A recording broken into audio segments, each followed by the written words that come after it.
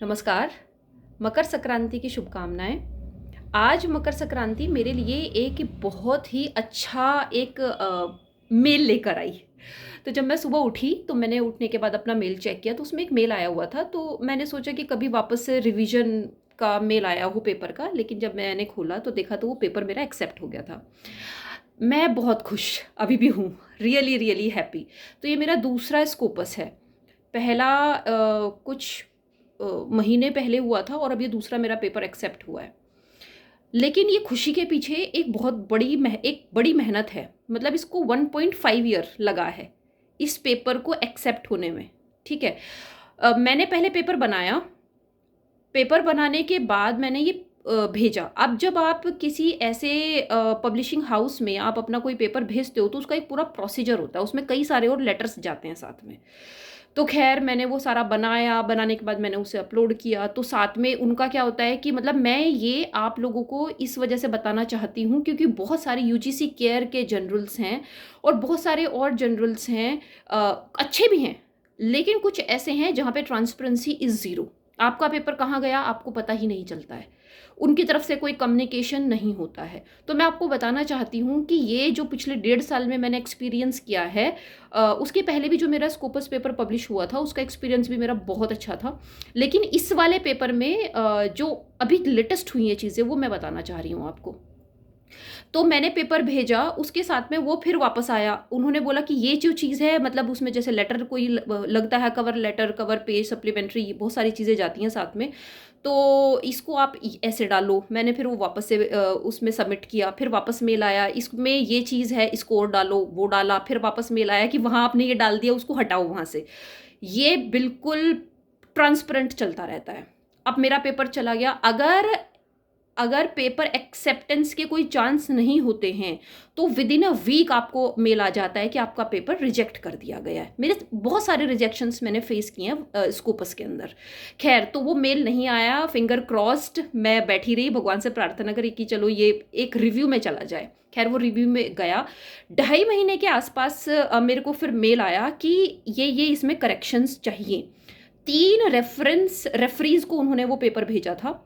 वो रेफरीज ने जो रिकमेंडेशंस करेक्शंस बताई वो मेरे को मेल में दी गई। मैंने वो उसके अनुसार करके, फिर मुझे टाइम दिया गया 3 महीने के आसपास का। मैंने वो करके 3 महीने में उसे वापस मैंने सबमिट कर दिया। सबमिट किया।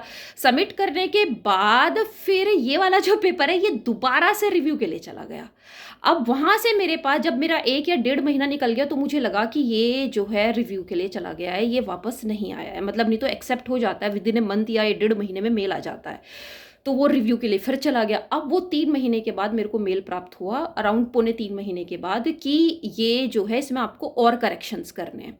तो जब सेकंड वाला आया तो उस समय I was very very pre occupied in the department. बहुत ज़्यादा मैं बिजी थी। तो अक्टूबर तक 21 अक्टूबर तक मुझे उसके जो करेक्शंस थे वो मेरे को करके भेजने थे, और because of my busy schedule मैं नहीं कर पाई। फिर मेरे कुछ हेल्थ रीजंस आए। अच्छा, उस समय ये हुआ कि मैं मेल भी नहीं कर पाई, तो मैंने सोचा कि ये तो पेपर हाथ से मेरे निकल गया। खैर उनकी तरफ से आता रहा एक generated mail, AI generated mail, कि please submit the paper, please submit the paper. तो मुझे लगा कि शायद मेरे पास चांस है। फिर नवंबर में मेरी तबीयत ख़राब थी काफ़ी, तो मैंने उनको एक मेल लिखा। तो मुझे लगा कि शायद मैं ठीक हो जाऊंगी जल्दी, तो मैंने एक मेल लिखा कि आप मेरे को 1 महीने का टाइम दे दीजिए और मैं इसको सबमिट कर दूंगी। तो आप ये देखिए, वहाँ से एडिटर ने मुझे मेल किया कि ठीक है, मैंने रीजंस बताए, ठीक है, नो इशू, हम आपको 1 महीने का टाइम दे रहे हैं। अब उस 1 महीने में भी मेरी तबीयत सही नहीं हुई। मैंने फिर दोबारा मेल किया कि मैंने वापस अपनी कंडीशन बताई, और तो उन्होंने मेरा टाइम वापस से 1 महीना एक्सटेंड कर दिया। उस 1 महीने में मैंने अपना जो पेपर था, वो जो भी उसमें कम करेक्शंस थे, मैंने वो करेक्शंस किए और मैंने वो पेपर दोबारा से सबमिट किया। फाइनली अब एक्सेप्टेंस का मेल आया है। तो मुझे इस 1.5 ईयर में पता था कि मेरे पेपर के साथ में क्या क्या चीज़ें हो रही हैं। एक और दूसरी बात, ये जो स्कोपस या ये जितने बड़े जो पब्लिशिंग हाउसेस होते हैं, जैसे वाइली है, इसके साथ में जैसे फ्रांसिस एंड टेलर है, स्प्रिंजर है, यहाँ पे आप फ्री ऑफ कॉस्ट पेपर छपवा सकते हो। सोचिए, स्कोपस में फ्री ऑफ कॉस्ट, ये मेरा पेपर फ्री ऑफ कॉस्ट है। तो इसमें अगर आपको ओपन एक्सेस में जाना है, मतलब ओपन एक्सेस का होता है, आप गूगल पे सर्च कर सकते हैं कि कि ऑथर पहले पे कर देगा और उसके बाद जो रीडर्स हैं वो फ्री में उसको देख सकते हैं। और कुछ ऐसा होता है जैसे मैंने चूज़ किया है कि मैंने पैसा नहीं दिया है, लेकिन अगर कोई मेरा पेपर पढ़ना चाहता है उस पर जाके तो दे हैव टू पे द प्राइस, ठीक है। तो अब मैंने, लेकिन मेरा पेपर फ्री गया है ना। अब एक और चीज़ मैं बताना चाहती हूँ कि क्या तो फिर इसका मतलब ये हुआ कि अगर पैसे दिया जाता, जैसे कई पेपर्स में ऐसा होता है कि उनका चार्जेस आप एक्सेप्ट कर, मतलब ये कर सकते हो कि I will pay the price, ठीक है, उससे वो पेपर पूरा ओपन हो जाएगा। तो क्या उसकी मतलब क्वालिटी में फिर कुछ कॉम्प्रोमाइज़ होता होगा? नहीं। एपीसी चार्जेस, एपीसी से आपकी पेपर की क्वालिटी का कोई रिलेशन ही नहीं होता है, ठीक है। अब ये चीज़ें हुई। अब मैं एक और एक्सपीरियंस बताना चाहती हूँ। अभी रिसेंट में ये हुआ कि रिसेंट भी नहीं, इस घटना को भी काफ़ी टाइम हो गया, मतलब 1 साल 1.5 साल पहले मैंने एक पेपर भेजा, पेपर एक्सेप्ट हो गया, ओके फाइन, सारी चीज़ें हो गई। मुझे उसका पता ही नहीं पेपर का फिर कि वो पेपर कहाँ गया। केयर में ऑफ कोर्स, है ना। हालांकि केयर के बहुत सारे जनरल्स बहुत अच्छे हैं, लेकिन फिर भी lack of transparency is there. तो मैंने फिर बोला कि भाई मैंने मेल किया तो मुझे नहीं पता। मैं एक बार चार्जेस दे चुकी थी, मुझसे दोबारा से चार्जेस मांगे गए अभी रिसेंट में।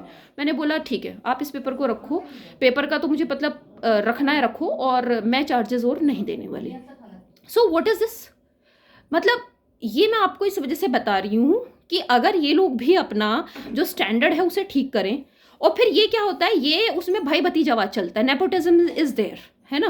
दोस्तियां होती हैं उनके, आप पेपर छाप दोगे या तो आप पेपर एक्सेप्ट ही मत करो, और नहीं तो फिर भैया आप जो है एक्सेप्ट कर रहे हो तो फिर आप फिर खोल के क्यों बैठे हो ना दुकान को, मत करो उस चीज़ को, ठीक है। खैर आई एम रियली हैप्पी। तो मैं ये इस वजह से भी बता रही हूँ कि बहुत सारे ऐसे लोग हैं जो ये सोचते हैं कि सोशल साइंसेस के अंदर, जैसे कि I am from political science stream, public administration, तो बहुत सारे लोग ये सोचते हैं कि सोशल साइंसेस के अंदर तो there is no scope of Scopus है, भैया है। और मैं अब इसके पीछे एक और छोटी बात बताना चाहती हूँ। मेरे डिपार्टमेंट के अंदर एक सर को मैं इसके बारे में उनका नाम लेना चाहती हूँ, डॉक्टर मानस मेरे कलीग थे। Now he is in Andhra Pradesh, a very good friend. तो जब मैंने ज्वाइन किया सुभारती यूनिवर्सिटी में, तो वो थे, तो उनका कुछ दिनों के बाद स्कोपस हुआ। और भाई देखो, to be very frank, colleges में हम लोगों को नहीं पता होता है। आई वॉज इन कॉलेज उस समय पे, पहले बिफोर ज्वाइनिंग सुभारती, तो मुझे नहीं पता था। तो मैंने फिर पूछा भाई स्कोपस क्या कैसे, तो उन्होंने मुझे चीज़ें बताई। देन मैंने अपना पेपर पूरा लिखना शुरू करा, और नाउ ये मेरा सेकंड स्कोपस जो है वो मतलब आने वाला है, एक्सेप्ट हो गया है। आई एम रियली हैप्पी। तो मैं कुछ लोगों के और नाम लेना चाहूँगी, जैसे कि मैं स्वामी विवेकानंद सुभारती यूनिवर्सिटी में गई, तो एक मेरे स्नेहवीर भैया, डॉक्टर स्नेहवीर पुंडीर, उन्होंने मुझे रिकमेंड मतलब बोला था कि you should join that institution, it is really very nice, और तुम जाओ वहाँ पर। तो वहाँ पे वैकेंसी थी, देन आई ज्वाइन देयर। और एक मेरे सर हैं, बहुत मैं उनकी रिस्पेक्ट करती हूँ, डॉक्टर प्रतीत दहिया सर। प्रतीत सर का नाम मतलब एक बहुत बड़ा नाम है हमारे यहाँ पे पॉलिटिकल साइंस में, और शायद सब जानते हो उनको।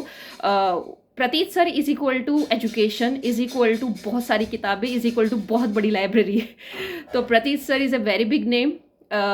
उनसे मैं हमेशा सीखती हूँ और बहुत ज़्यादा इंस्पायर्ड होती हूँ कि काश मैं भी इतना कुछ पढ़ पाऊँ अपनी लाइफ के अंदर। और मेरा संस्थान स्वामी विवेकानंद सुभारती यूनिवर्सिटी, जहाँ पे मैं हूँ, जहाँ पे मुझे इतने अच्छे लोग मिले जिन्होंने मेरे को प्रेरित किया, और मैं मोटिवेट हुई कि मुझे भी इस तरीके से अच्छा रिसर्च करना चाहिए। और last but not the list, और सबसे ज़्यादा इम्पॉर्टेंट, हमारी सीईओ मैडम डॉक्टर शल्या राज, जो हमेशा सबको बहुत सपोर्ट करती हैं, और रिसर्च पॉलिसी उन्हीं के द्वारा बनाई गई है संस्थान की, ऑफ कोर्स। तो I am really really happy to be part of that big institution, and thank you so much कि मैं ऐसी जगह पे आई और मैंने फिर इतना अच्छा कुछ मैं अचीव करने की कोशिश कर रही हूँ।